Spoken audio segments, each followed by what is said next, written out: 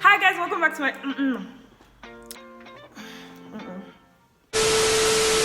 Hi guys, welcome back to my channel. It's your girl 𝙸𝙼𝙾𝚅 back with another video. So for today's video, as you guys can see, I'm bringing to you my first ever story time. Do not forget to subscribe. If you're a new subscriber, join the family. Join over here, we're cuties. If you're a returning subscriber, hi, I love you guys so much. And with that being said, let's get into the video.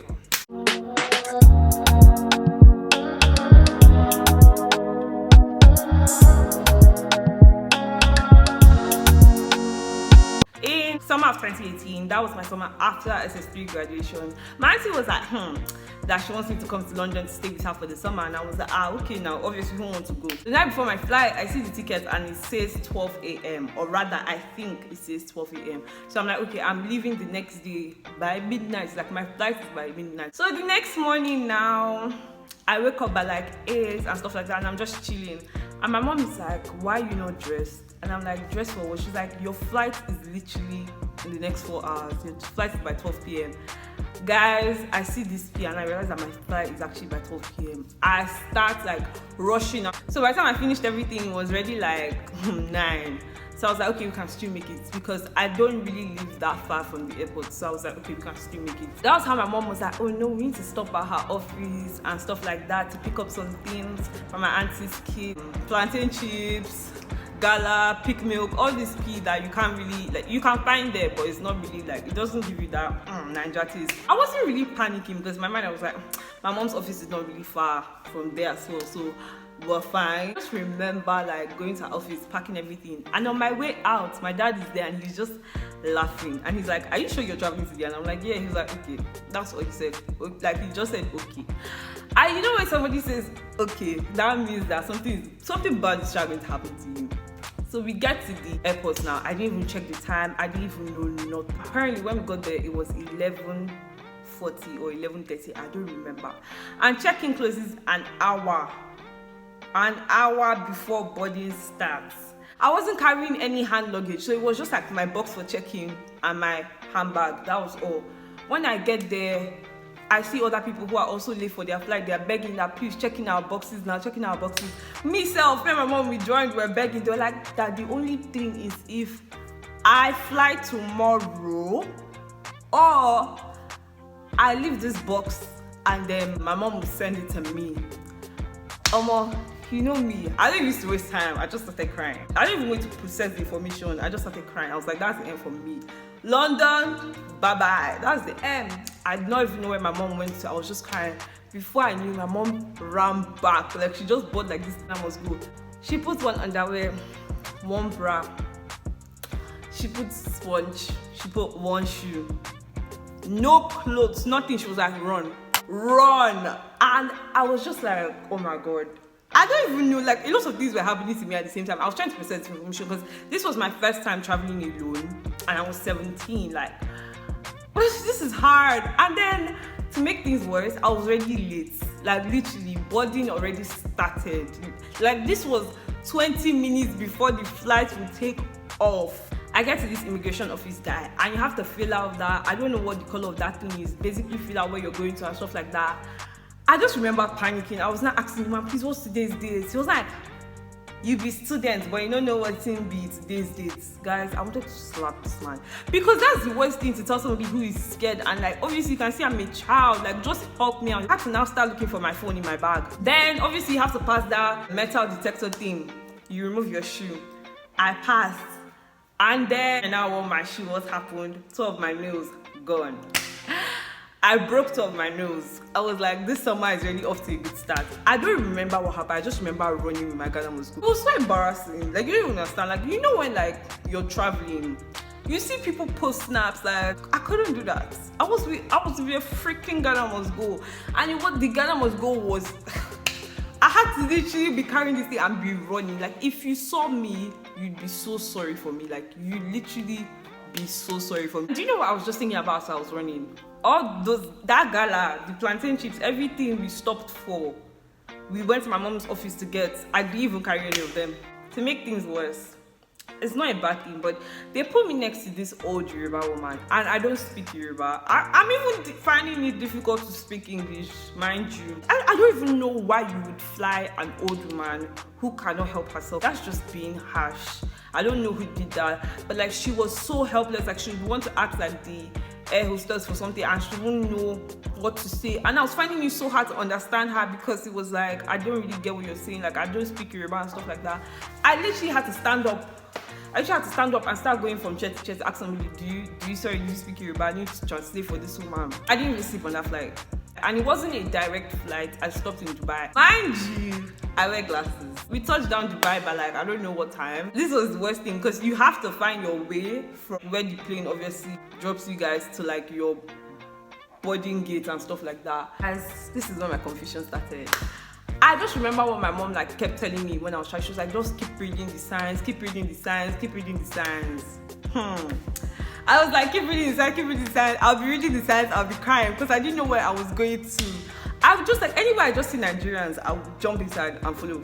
Like, I didn't use my brain though. I don't know whether these Nigerians were going to London, if they were going, like, I was just following, because I was like, man, I don't know what's going on. You're meant to take like a train from one part of the airport to the other part of the airport, and I entered the train.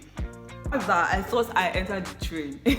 So I entered the train, and when I got to my boarding listing, they told me that, oh no, this is not going to Lagos, and that I entered the wrong train. I have to go back and stuff like that, and I have to be fast because boarding is going to be in how many minutes? The first thing that was in my mind was like, why would my auntie book this kind of flight? Like obviously I'm grateful, but like there's no, like, everything is just happening at the same time. Do you understand? Like, I've not even recovered from the trauma that happened in Lagos. I entered the train back. I go back to the first stop, because there was no train that went from that stop to where I was going to. I go back to the first stop, and mind you, there are only 3 trains. I don't know whether it was only for that particular flight, but and I already entered the wrong train first time, so I don't know how many trains I'd missed. I was just praying that God, by the time I get back to that place, let there be 1 train left at least. If not, I'll just start my own YouTube channel saying Didi is lost in Dubai. That's all. But it was terrible, because I was still carrying this Ghana must go, and sometimes it's like I forgot that I had the Ghana must go with me, because it's not something that people carry as hand luggage. Nobody does that. Everybody, if you're carrying Ghana must go, is checking. So this was hard for me, guys. You don't even understand. I went back to the first spot, and thank God though, I don't know whether that was like the last train or anything, but I entered and I finally went to my spots. Honestly, the way this thing is happening here, you guys would think that like I'm making it up, but that day, that day was as if God was like, Didi, I'm going to show you pepper. The pepper I will show you. See, your ancestors will remember this pepper. I remember I was getting to our boarding gates and stuff like that. I was like, finally I can rest. I can use the toilet, because I hadn't used the toilet. So I saw one other Nigerian woman then. I was not telling her that she just helped me hold my Ghana must go, because it's just Ghana must go, and there was nothing really inside. Just like I said, sponge, one underwear, one bra, like anything my mom could put inside for me to run. That's what she put. So I was like, I'm going to go into the toilet. And you know, sometimes with that Dubai airport, I don't know whether they are speaking what they used to speak or they are speaking English. I went to use the toilet and stuff like that. Guess what happened? I finished using the toilet and I came out. Nobody was there. So I was like, it's not possible. Like, even if they are boarding, at least some people will still be there in line. Like, there will be a line. So it is not possible. There's something wrong. Apparently, they changed the boarding gate. Everybody's meant to go to one other side, and then from there you take the escalator downstairs to go up. Do you know what was in my head? I was like, in my mind, I was just like, let me just fall down the floor and faint, so that somebody will carry me there, because my bag was with this one. And even if there was nothing valuable in my bag, because I was traveling with nothing, like something was still inside, and I was just like so scared. You guys, you don't even understand. I was so scared. I had to start asking. He directed me to the place where, even me saying this story, my chest is spinning me, because I'm just remembering that day. They directed me to the place where we were boarding, and God helped me. Like, I found this woman. A lot of Nigerians were on the flight, obviously, from Lagos to Dubai, but not a lot of Nigerians were on the flight from Dubai to London. So I could easily like pinpoint her. Guys, I just started praying and thanking God that. And I just started praying. I was just like, God, if this is my punishment, it's okay. is enough. From now, let this flight thing run smoothly. Let everything make sense from now on. That was how I reached London. It was so funny because when my auntie saw my bag, she was like, like, what was that? She was like, where's your luggage? I was like, if I start the story, I will be able to end it. Guys, guess when my luggage came? My luggage came 2 days. 2 days before I was going back to Lagos. What am I using that for? That was just excess. When I tell you guys, that was excess luggage. Excess luggage. Because I read, obviously, my auntie had to like buy me new clothes because I wasn't going to walk on the streets naked. So that was like excess luggage. I was like, all these outfits I plan to rock are just coming 2 days. 2 days before I leave here. What's the point? It was definitely a thing to remember, and I just felt like I needed to share this story time in case somebody is traveling alone and it's your first time. Like, now you know what's up. My advice for you is to open your ears and open your eyes. Don't listen to your mom. If your mom is saying I'm going to go, say no, I'm going now. Bitch, I'm going now, because if I went early, a lot of these things would have been avoided.